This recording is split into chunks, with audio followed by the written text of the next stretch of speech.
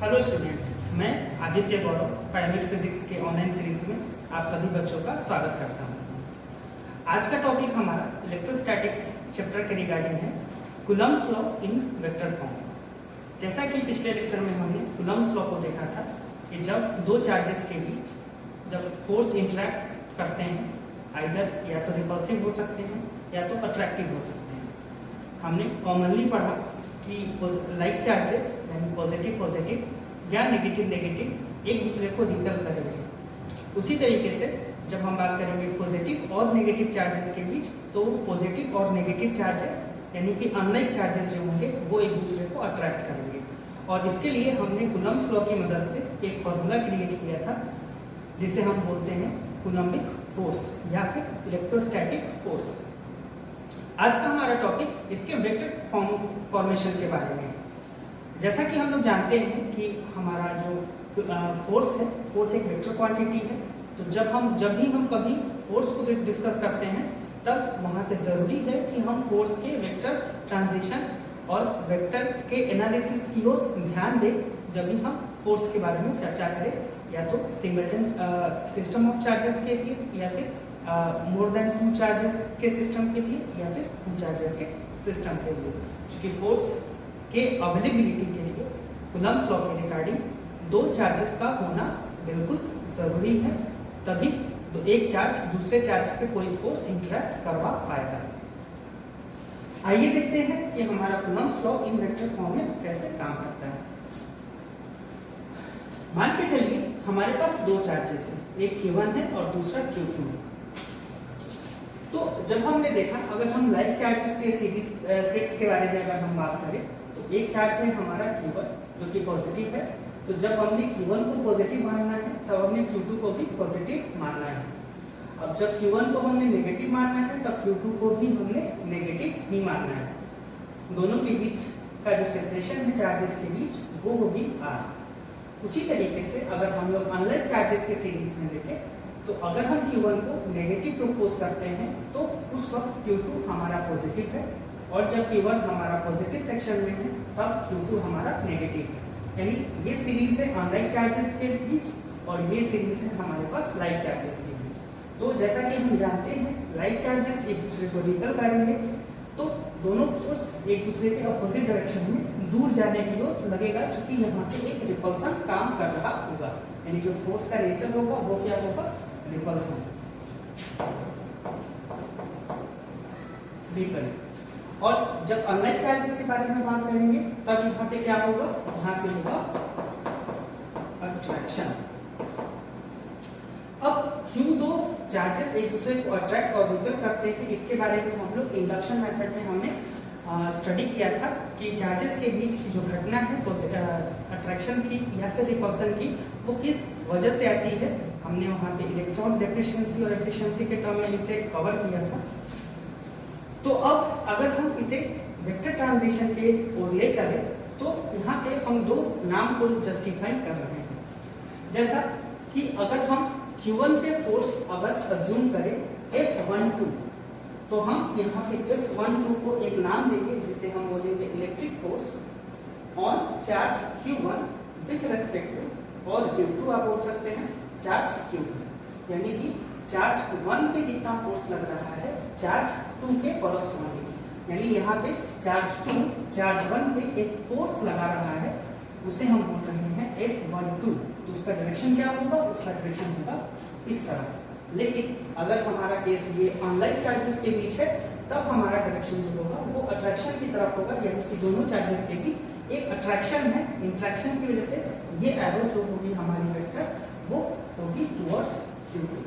और यहाँ पे जो रिपल्सन के केस में होगी वो होगी अवे फ्रॉम Q2। उसी तरीके से अगर हम F21 को देखें, तो हम बोल सकते हैं कि ये रिप्रेजेंट कर रही होगी electric force on Q2 with respect to Q1 को। यानी कि Q2 पे लगने वाला फोर्स जो विथ रिस्पेक्ट टू Q1, यानी Q2 पे फोर्स लग रहा है, कौन सा चार्ज फोर्स इंड्यूस कर रहा है, तो वो Q1 के टर्म में है।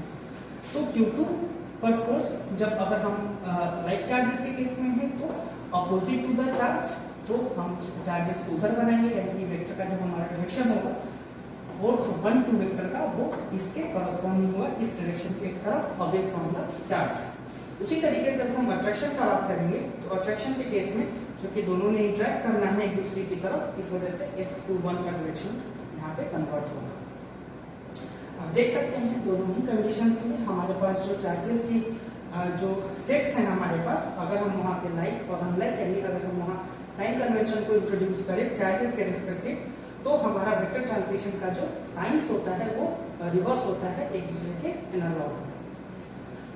तो अगर हम इसे वेक्टर ट्रांजिशन का फॉर्म दें तो अगर हम मान के चलिए अगर हम पहला अपना लाइक सीरीज का फॉर्मेट को ही कंसीडर करें तो हम कैसे इसे वेक्टर फॉर्म में ट्रांजिशन के रूप में लिख सकते हैं। तो अगर हम F12 माने, 12 क्या है हमारे पास, electric force on charge Q1, जो पहला वर्ड है उस पर फोर्स लगाना है। जो दूसरा हमारे पास यहाँ पे वर्ड है वो है जो चार्ज जो फोर्स इन्फ्लुएंस करेगा उस चार्ज पे। तो उसका फॉर्मूला हमने क्या पढ़ा था, K, और K के लिए रिगार्डिंग हमने फॉर्मूला पढ़ा था K = 1/4πε0। इसकी वैल्यू हमने देखा था 9 × 10⁹। एप्सिलॉन को हमने बोला था absolute permittivity of free space और वैक्यूम। यहाँ पे ये कूलम्बिक कांस्टेंट या इलेक्ट्रोस्टैटिक कांस्टेंट है। Product of charges Q1 Q2 by r² हमने जनरलाइज्ड फॉर्म में यानी कि मैग्नीट्यूड के फॉर्म में हमने फॉर्मूला पढ़ा था F = K Q1 Q2 का mod by r²। लेकिन जब हम इसे वेक्टर ट्रांजिशन के अंदर शिफ्ट करते हैं तो जो हमारी चार्जेस है यानी कि Q1 और Q2 ये तो हमारे पास स्केलर क्वांटिटीज हैं। इलेक्ट्रिक कांस्टेंट के रूप में K एक स्केलर क्वांटिटी है, यानी कि जो रिस्पॉन्सिबिलिटी है वेक्टर ट्रांजिशन के लिए वो F यानी यहाँ पे जो वेक्टर की जो रिस्पॉन्सिबिलिटी है वो हमारा शिफ्ट होता है किसकी तरफ, R की तरफ। यानी R यानी कि दोनों के बीच का डिस्प्लेसमेंट और सेपरेशन ही हमारे लिए रिस्पॉन्सिबल वेक्टर है जिसे हम F को रिप्रेजेंट कर सकते हैं इन वेक्टर फॉर्म। बट हम अगर एक कॉमन पार्ट देखें तो हमारा F एक बेसिक टर्म है जिसे हमें एनालाइज करना है वेक्टर ट्रांजिशन के अंदर, और R हमारा डिनोमिनेटर है, जबकि हमने वेक्टर को डिनोमिनेटर टर्म में नहीं डालना है जैसा कि हमने देखा था वेक्टर में अपने। तो वेक्टर को दिखाने के लिए हम कभी अगर डिनोमिनेटर टर्म का यूज नहीं कर सकते हैं तो उसके रेस्पेक्टिव किसी फॉर्म को हम यूनिट वेक्टर में यूज कर पाते हैं जिसका मैग्नीट्यूड यूनिट होता है।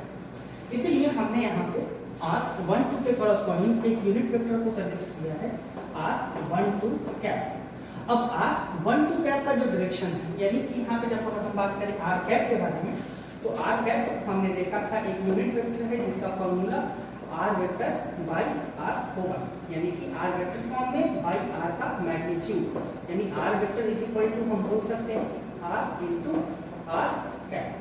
यहाँ पे हमने इसे डॉट नहीं पढ़ना है क्यों, क्योंकि ये यहाँ पे एक स्केलर फॉर्म में है, यानी कि किसी मैग्नीट्यूड किसी वेक्टर के मैग्नीट्यूड के टर्म में यहाँ पे हमने अवेलेबल कराया है R को, और ये वेक्टर के फॉर्म में है। तो जब हम एक स्केलर और एक वेक्टर के टर्म को मल्टीप्लाई करते हैं तब हम उसे सिंपली इनटू बोलते हैं, ना कि उसे हम डॉट बोला करते हैं। तो 1 2 यहाँ पे R12 को आप एक जनरलाइज नेम दे दे R, यानी कि आप 1 से 2 के बीच की दूरी या 2 से 1 के बीच की दूरी को आप देखें तो दोनों ही सिमिलर हैं, इस वजह से हम इसे इन कॉमन R ही बोला करेंगे। तो R12 क्या है, सेपरेशन फ्रॉम Q1 से Q2, यानी चार्ज Q1 से Q2 के बीच की दूरी है R12, जिसे हम R बोलेंगे। तो R कैप क्या है हमारे पास, R कैप है R वेक्टर बाई R। तो अगर आप R कैप को यहाँ पे ट्रांजिशन लेना है, अगर R कैप के जगह पे आप R वेक्टर बाई R को यूज करें तो आप देखेंगे कि ये जो डिनोमिनेटर में R है वो इस R से मल्टीप्लाई हो जाएगा और स्क्वायर इनटू R का टर्म जो होगा वो बदलेगा क्यूब में, ठीक है। तब यहाँ पे आपको कैप हटा करके R वेक्टर का रोटेशन रिप्रेजेंट कराना होगा। अब जहाँ पे R12 वेक्टर = होगा R1 vector minus R2 vector, यानी पोजीशन वेक्टर्स के टर्म में अगर हम बात करें तो ये है R1 और ये है R2। जैसे कि मान के चलिए जब हमने बात की R1 तो ये जो हमारा पोजीशन है एक कोऑर्डिनेट को आप माने x1 y1 और z1 कोऑर्डिनेट है, और दूसरे को आप माने x2 y2, यानी यहाँ पोजीशन को माने आप x2 y2 और z2 के कोऑर्डिनेट में। तो अगर हमने पोजीशन वेक्टर्स हमने देख लिया, अगर क्वेश्चन में अवेलेबल है तो आप इसे उसी x1 x2 y1 के टर्म में x1 x2 x1 y1 और z1 के डायरेक्शन रेशियोज के टर्म में आप यहाँ पे सब्सट्रैक्शन वेक्टर का यूज करके आप उसका मैग्नीट्यूड आसानी से निकाल पाएंगे, जैसा कि हमने सब्सट्रैक्शन ऑफ वेक्टर में पढ़ रखा है पहले से। तो ये है एक सिंपल रिप्रेजेंटेशन, यानी आपने बहुत कॉमन फॉर्म में अगर आपने समझना है तो k q1 q2 by r² आपके पास अवेलेबल होना चाहिए, ठीक है। अगर आपने यहाँ पे कैप इस्तेमाल किया डायरेक्शन को दिखाने के लिए तो आपने यहाँ पे स्क्वायर पुट करना है, और अगर आपने वेक्टर को यूज करना है तो आपने यहाँ पे क्यूब को पुट करना है किसी भी कूलम्ब्स लॉ को वेक्टर फॉर्म में दिखाने के लिए। अगर हम सिमिलर फॉर्म्स की बात करें तो जैसा कि हमने देखा F12 force electric force on charge Q1 with respect to charge Q2, तो अगर हमने निकालना है force electric force on Q2 with respect to Q1, यानी कि F21 को लेके अगर हमें रिप्रेजेंट करना है तो आप सिमिलरली आप पुट कर सकते हैं 21 vector is equal to k q1 q2 product में है नॉट और बाय अपॉन r² 21, यानी कि ये 21 तो यहाँ पे अगर कैप में इस्तेमाल करेंगे तो 21, और अगर आपने वेक्टर में इसे यूज करना है तो सिमिलरली जैसे हमने यहाँ पे क्यूब इस्तेमाल किया था इस फॉर्मूला के रिगार्डिंग, तो आप यहाँ पे इसे क्यूब में इस्तेमाल कर लेंगे आसानी से। अगर आपने यहाँ पे रफ स्केच देखना है तो k q1 q2 bye r, जैसे मान के चलिए हमने 12 लिखा r12² और r कैप को हमने क्या लिखा r12 वेक्टर बाय r12, ठीक है। अब इस r12 को आप मल्टीप्लाई कर सकते हैं r12 के होल स्क्वायर के साथ, तो आपने क्यूब टर्म मिलेगा और यहाँ पे आपको शिफ्ट मिलेगा r12 के वेक्टर के फॉर्म का। अगर यहाँ पे अब हमें देखना है यहाँ पे नेगेटिव वेक्टर की जो थ्योरी है हमारी, तो r12 का जो कैप है वो r21 के कैप के रिवर्स डायरेक्शन में होगा, क्योंकि अगर हमने यहाँ पे इस्तेमाल किया, अगर हमने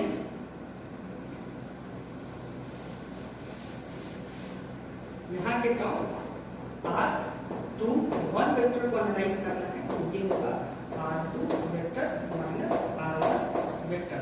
तो दोनों के बीच का जो रिलेशन है हमारे पास, हमने जो एसोसिएट किया है इस दोनों में माइनस का डिफरेंस है, इसलिए r21 वेक्टर को आप लिख सकते हैं माइनस r12 वेक्टर, यानी दोनों मैग्नीट्यूड्स में सेम है बट दोनों के जो डायरेक्शंस में है वो डिफरेंस है, दोनों के डायरेक्शन में बिल्कुल अपोजिट शिफ्ट का फर्क है। इस वजह से हम इसे नेगेटिव वेक्टर का टर्म देते हैं। नेगेटिव वेक्टर में हमने इंट्रोड्यूस किया था कि दो वेक्टर इक्वल मैग्नीट्यूड के बट अपोजिट डायरेक्शन में होते हैं तो उसे हम बोलते हैं नेगेटिव वेक्टर। ये है हमारा नेगेटिव वेक्टर का टर्म। सो अगर हमें r12 कैप इस्तेमाल करना है is equal to minus of r21, तो अब इस फॉर्मूला से देख सकते हैं कि जब हमारा फोर्स 12 होगा वो होगा नेगेटिव ऑफ फोर्स 21 वेक्टर, क्योंकि दोनों का डायरेक्शन क्या है अपोजिट है। और हमने न्यूटन्स थर्ड लॉ पढ़ रखा है, every action has a equal and opposite reaction. तो अगर आपने इसे एक्शन माना तो ये आपका रिएक्शन है और ये एक्शन है तो आपके लिए ये रिएक्शन का काम करेगा, यानी कि दोनों ही का जो मैग्नीट्यूड्स होगा वो बिल्कुल सेम होगा, बशर्ते आप डायरेक्शन को एनालाइज करके आप डायरेक्शन को इंडिपेंडेंटली अपने आप पर जस्टिफाई कर सकते हैं उसके पोजीशन के रिगार्डिंग। लेकिन अगर आपने सेम टर्मिनोलॉजी अनलाइक चार्जेस के बीच अगर आपने करना है तो आपने देखना है कि यहाँ पे आपका फोर्स का जो डायरेक्शन है वो यहाँ पे शिफ्ट हो रहा है, बदल रहा है। जैसे कि अगर आपने ये जो वेक्टर है अगर हम इसे r12 वेक्टर का डायरेक्शन माने तो यहाँ पे इस कंडीशन में पर्टिकुलर जो हमारा वेक्टर है वो इसी डायरेक्शन में है हमारे पास r12 का वेक्टर, बट इन दोनों के बीच डायरेक्शन का शिफ्ट है, यानी कि उल्टे शिफ्ट में है। इसी वजह से आपने यहाँ पे एक नेगेटिव साइन ऐड करना पड़ेगा अगर आपने अपने नंबर्स को यानी कि सब्सक्रिप्ट नंबर्स को अगर आपने चेंज नहीं किया, यानी कि इस कंडीशन में आपने फोर्स में यहाँ पे या तो आपने 21 लिखना है, दोनों में 21, या तो अगर आप 12 लिखते हैं तो आपने यहाँ पे एक सिंबल एड्रेस करना है दैट इज माइनस। जब आप अनलाइन सीरीज में आप इसे जस्टिफाई कर रहे हैं तब। सिमिलरली आपने यहाँ नेगेटिव जस्टिफाई करना है, यहाँ पे नेगेटिव जस्टिफाई करना है और यहाँ नेगेटिव जस्टिफाई करना है। अनलेस अगर आपने यहाँ पे 2 1 यूज किया तब आपने नेगेटिव जस्टिफिकेशन की जरूरत नहीं है, क्योंकि हमने यहाँ पे ऑलरेडी दोनों कैप्स को नेगेटिवली जस्टिफाई कर रखा है। तो यहाँ पे एक कॉरस्पॉन्डिंग मेथड के बारे में अगर हम यहाँ पे बेसिक मोटा मोटी बात करें तो हमें यहाँ पे डायरेक्शन को देखना है, ठीक है। डायरेक्शन का जो एनालिसिस है वो हमारे कॉरस्पॉन्डिंग होगा, यानी कि आप किस तरीके से मानना चाहते हैं। अब R12 वेक्टर हो या R21 वेक्टर हो, यानी आप इसे जनरलाइज्ड फॉर्म अगर आप यूज करें तो F vector is equal to A Q1 Q2 by R square और आप R कैप यूज करें। अगर आप अपने डायरेक्शन को जस्टिफाई करना चाहते हैं तो अपने फोर्स को अपने वेक्टर के कॉरस्पॉन्डिंग आप एडजस्ट कर लेंगे अपने कंडीशन के हिसाब से, और आप बिल्कुल कॉमन सीरीज में आप समझ पाएंगे कि आपका डायरेक्शन फोर्स के रिगार्डिंग कैसा चलने वाला है। ये हमारे अपने मानने के ऊपर है कि आपने पोजीशन वेक्टर्स में R1 आपने किसे आपने जस्टिफाई किया और R2 आपने किसने जस्टिफाई करना है। तो आप 1 2 लिखे या 2 1 लिखे, वो आपके फिगर पे डिपेंड करेगा कि आपने किस प्रोसेस को किस जरिए से आपने उसे एनालाइज करना है। अगर आपने पहले कुछ मान रखा है तो दूसरा आप उसी स्टैंडर्ड पे माने तो डायरेक्शन अपोजिट आएगा। एंड इस दोनों में हमने देखा कि डायरेक्शन बिल्कुल अपोजिट है, बट अगर इस फिगर को कंसीडर नहीं करके इस फिगर को कंसीडर करना है तो फिर आप बिल्कुल इसके रिस्पेक्टिव आप इंडिपेंडेंट फॉर्म में यूज कर सकते हैं। बेसिकली काफ़ी कंफ्यूज होने वाला कोई ये कंडीशन नहीं है हमारे लिए। हमने सिंपल सा ध्यान रखना है कि हमने जैसी मर्जी वैसे इस्तेमाल करना है इस ट्रांजिशन को। अगर आपने 1 2 लिखना है तो आप 2 1 लिख सकते हैं, लेकिन आपका डायरेक्शन आपने अपने खुद के कॉरस्पॉन्डिंग जस्टिफाई करना है या आप 1 2 यूज कर ले तो आपका खुद का डायरेक्शन भी यहाँ पे जस्टिफाइड फॉर्म में आपको मिलेगा। यानी आपने यहाँ पे वेक्टर के बारे में जो आपने बेसिक चीजें समझनी है वो है इस फॉर्म के बारे में, और जब हमने इस कैप को हटाया तो यहाँ पे इस फॉर्मूला के रिगार्डिंग आप लिख सकते हैं A Q1 Q2 by R Q, और ये है हमारा R वेक्टर। अब R वेक्टर आपके लिए पोजीशन वेक्टर है, यानी कि R आप इनिशियल फाइनल आप जैसे कर सकते हैं फाइनल वेक्टर माइनस ऐसे R initial vector in common series है आपके लिए, लेकिन आप अपने नाम के कॉरस्पॉन्डिंग इसमें 1 2 शिफ्ट कर सकते हैं। ये है हमारा वेक्टर फॉर्म में हमारा कॉलम्स को, इसमें हम वेक्टर में आप इसे रिप्रेजेंट कर सकते हैं बिल्कुल आसानी से। अगर आपने बिल्कुल कोई प्रॉब्लम नहीं करना है तो आप सेम नंबर का यूज करें, बिल्कुल सेम कंडीशन को मानते हुए जैसे हमने यहाँ पे स्टार्टिंग से मान के रखा।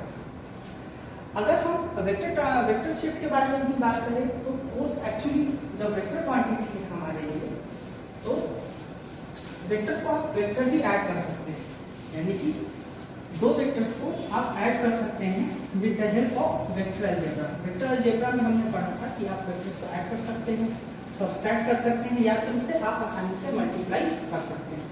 बट यहाँ पे हम बात कर रहे हैं फोर्सेस के रिगार्डिंग। तो अगर आपने सुपरपोजिशन प्रिंसिपल ऑफ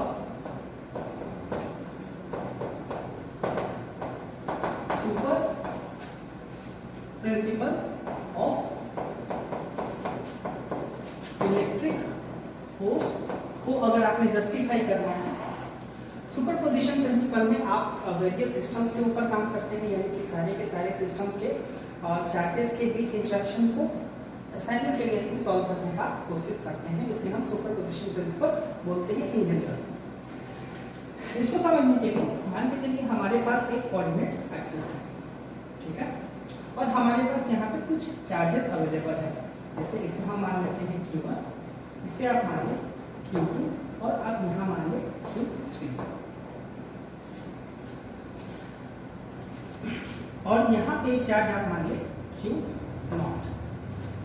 ये Q0 है। आपने एक फोर्स यहाँ पे देखना है, यानी कि force on Q0 due to these systems of charges, यानी कि Q1, Q2 और Q3 का जो सिस्टम है उसकी वजह से साइमल्टेनियसली Q0 पे कितना फोर्स यानी कितना नेट फोर्स एक्टिव होगा। यानी अगर आप देखें इस दोनों सिस्टम्स की वजह से आपके पास एक फोर्स क्रिएट होगा।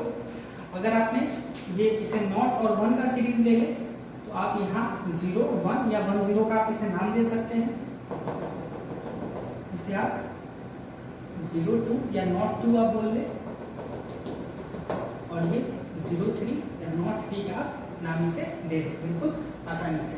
अगर ये सिस्टम के तौर पे अगर हम कंसीडर कर रहे हैं तो आपने इस तीनों सिस्टम्स को मैच कर देना है ताकि हम बात कर सके कि that is the system of charges, जिसकी वजह से हम Q1 पे अपने फोर्स को, नेट फोर्स को एक्चुअली चेक करना है कितना यहाँ पे फोर्स एडजस्ट होता है।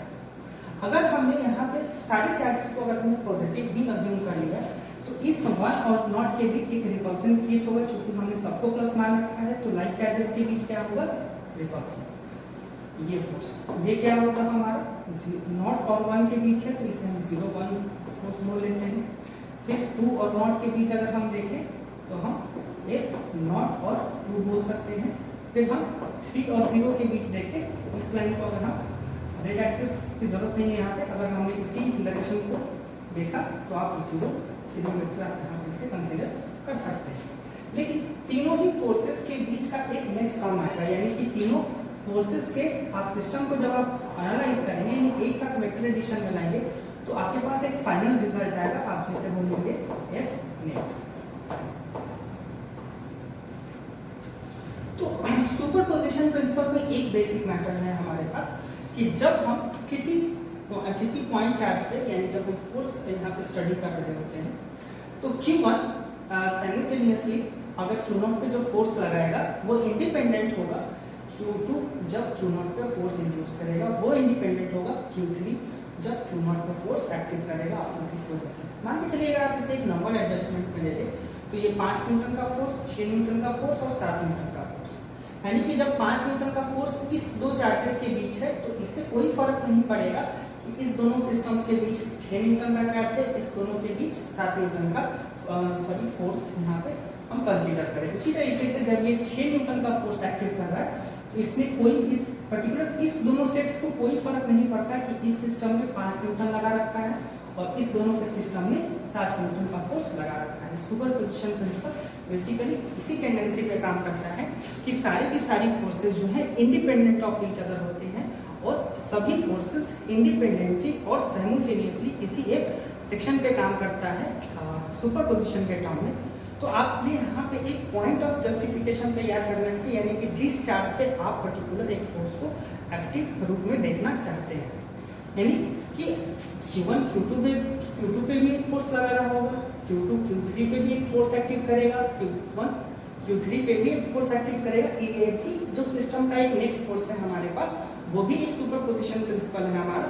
तो आप पर्टिकुलर अगर आप इस सिस्टम को देखना बंद करें तो यहाँ पे भी 3 सेट्स का हमारे पास फोर्स है, यानी अगर हमने केवल इस तीनों सिस्टम के बीच में देखना है, आपके पास नॉट अवेलेबल नहीं है तो आपने देखना है 1 2 vector plus F 1 3 vector plus फिर 2 3 वेक्टर को आपने ऐड करना है। आपके पास जो नेट सम आएगा वही होगा आपका एक नेट फोर्स इस तीनों सिस्टम के बीच। तो ये भी एक सुपरपोजिशन प्रिंसिपल है हमारा, बट हम यहाँ पे किसी पॉइंट ऑफ स्पेसिफिकेशन के रिगार्डिंग हम अपना सुपरपोजिशन प्रिंसिपल यहाँ पे अपना कंसीडर कर रहे हैं। इस वजह से हमने एक पॉइंट चार्ज को माना है एज ए Q0, जो हमारा एक रेफरेंस चार्ज है जिस पर हमने बाकी सिस्टम्स की वजह से फोर्स को एनालाइज करना है। ठीक है, यानी अगर हम और दूसरे फॉर्म में बात करें तो यहाँ पे अगर हमने इसे भी इंक्लूड कर लेना है तो हमारे पास 4 सिस्टम का चार्जेस है, नॉट 1 2 एंड 3। तो अगर हम सारे सिस्टम्स को यहाँ पे ऐड करते तो फिर हमारे पास 6 सेट्स बनेंगे टोटल यहाँ पे कंसीडर करके, एक 1 2 2 3 3 4, ये तो एडजस्टेड है हमारे पास, फिर नॉट 1 फिर नॉट 2 फिर नॉट 3, यानी कि टोटल को सम में आप कंसीडर कर सकते हैं। ये भी हमारा superposition principle of electric force के कंसीडरेशन में कहलाता है, बिल्कुल कंसीडर किया जा सकता है। बट हम अपने क्वेश्चन पार्ट ऑफ व्यू से देखें, यानी कि हम अपने बेसिक क्वेश्चंस को एनालाइज करें अगर, तो हम किसी पॉइंट चार्ज के स्पेसिफिकेशन के तौर पे बात करते हैं। तो for a reference point charge, एक रेफरेंस पॉइंट चार्ज की तरफ अगर हम बात करें और उसे हमने यहाँ पे नाम देना है क्यू नॉट को अगर हम अपना रेफरेंस चार्ज माने तो हमारा सुपरपोजिशन का जो एक्टिवेशन है वो है जब आप नेट फोर्स को निकालेंगे तो आप यहाँ पे सम कर रहे होंगे, बेसिकली समेशन का साइन ऑल द सम्स को यहाँ पे रिप्रेजेंट करने के लिए एक आई जे वेक्टर, यानी ये जो फॉर्म है ये सम के लिए यूज है, यानी कि आपने सम को देखना है इन टोटलिटी। ठीक है, आई जे यहाँ पे एक नंबर सेट्स है, अगर आप इस पर्टिकुलर पोजीशन पे आप नंबर सेट्स का इस्तेमाल करें तो आप पाएंगे कि यहाँ पे जो टोटल नंबर ऑफ सेट्स, अगर आपने नॉट पे एक्टिव होना है यानी कि नॉट पे अगर आपने फोर्स को देखना है तो आप एक टर्म को नॉट पे एक्टिव कर ले और एक टर्म को आप आई मान ले या जे मान ले। यहाँ पे i इक्वल टू क्या है 1 से लेकर के 3 के सेट्स में है, क्योंकि हमारे पास जो सिस्टम का जो नेट चार्जेस है वो है 3, 1, 2 एंड 3। अगर आपने 4 होता तो आप 4 ले सकते हैं, और अगर आपने चारों को कंसीडर कर लिया तो भी यहाँ पे 4 सेट का नंबर आएगा आपके पास, लेकिन वहाँ पे 2 सीरीज है क्योंकि आपने म्यूचुअल फोर्सेस को यहाँ पे वहाँ पे कंसीडर करना होगा जब हमने चारों को एज ए सिस्टम में एक ट्रीटमेंट में लेना है तब। अभी हम पॉइंट रेफरेंस के तौर पर ही बने हुए हैं। तो एफ नेट वेक्टर जो है वो क्या कंसीडर होगा हमारा, वो होगा एफ नॉट आई का 1 से स्टार्ट करना है पोजीशन, यानी 1 vector plus F not 2 vector plus F not 3 vector. ये आपके ये जो है हमारा एक नेट ट्रांजिशन है जिसकी वजह से हम नेट फोर्स को हम अपना कंसीडर करेंगे। यानी अगर आप इसे और एनालाइज कर सकें तो आपने देखना है कि ये कांस्टेंट यानी कि जो हमने फार्मूला पढ़ा है इलेक्ट्रिक फोर्स का वो है F equal to K Q1 Q2 by R²। ठीक है, अगर आपने वेक्टर लेना है यहाँ पे आप R का यूज करेंगे। तब आप क्या देखते हैं कि K आपके पास तीनों से सेट्स के फार्मूला में आपने अवेलेबल रखना है, तो आप K को कॉमन ले लें तो F नॉट 1 क्या होगा, F not Q1 not by r not 1 square not 1 cap plus not q2 by not 2 square 2 cap और plus q not q2 by square, sorry यहाँ पे 3 सिस्टम के लिए हम लोग 0 3 cap। अगर आपने यहाँ पे ज़्यादा और कुछ करना है तो आप केवल को कॉमन ले सकते हैं, तो सबके ये हमारा बस एक एनालिटिकल सेट है जिसकी वजह से आपने बस यहाँ पे यूज कर रहे हैं कि आपने एक वेक्टर अलजेब्रा को आप कंसीडर करके आपने एक नेट आंसर आपको रेडी करना है, यानी आपने ओवरऑल आपने वेक्टर की हेल्प से यानी कि वेक्टर एडिशन थ्योरी को आपने इस्तेमाल करना है। वेक्टर एडिशन थ्योरी में हमने देखा था कि अगर आपके पास डायरेक्शन रेशियोज अगर इनकेस अवेलेबल है इन टर्म्स ऑफ फोर्सेस तो आप आसानी से ऐड कर पाएंगे, और अगर आपके पास डायरेक्शन सेट्स अवेलेबल नहीं है पर्टिकुलर किसी केस के लिए तो आपने यहाँ पे कंसीडर करना पड़ेगा आपके वेक्टर एलिमेंट्स को, यानी कि आप दो सेट करके आप यहाँ पे सॉल्व करेंगे। यानी कि आप इनिशियली आपने सॉल्व करना पड़ेगा सबसे पहले इन दो वेक्टर्स को, जैसे कि हमने कोई सेट तैयार करना है तो आपने 1 0 1 को 0 2 के साथ सॉल्व करना है, फिर जो आपका सोल्यूशन आएगा आपको उसे 0 3 के साथ सोल्यूशन बनाना है, फिर आपके पास जो वो रिजल्ट आएगा वो आपको क्या देगा, एक नेट का फॉर्म दे सकता है।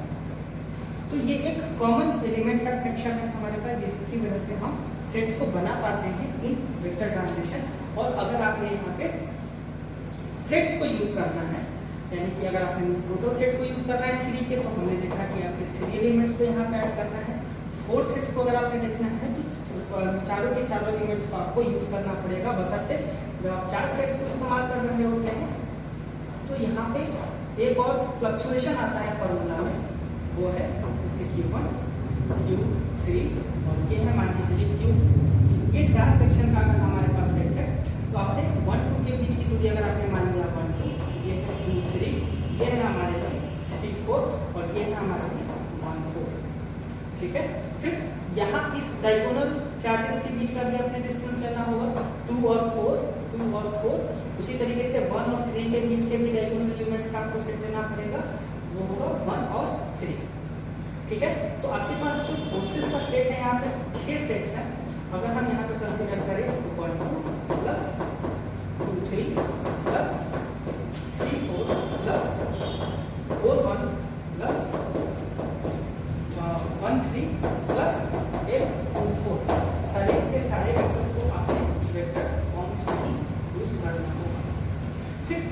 सुपरपोजिशन प्रिंसिपल है जब आपने चारों सेट्स को कंसीडर करना है, यानी आपके पास कोई रेफरेंस चार्ज नहीं है, आपने एज ए सिस्टम आपने अपने सिस्टम को ही आपने यहाँ पे अगर रेफरेंस कंसीडर कर रखा है फिर तो सुपरपोजिशन प्रिंसिपल काफी आसान है हमारे लिए।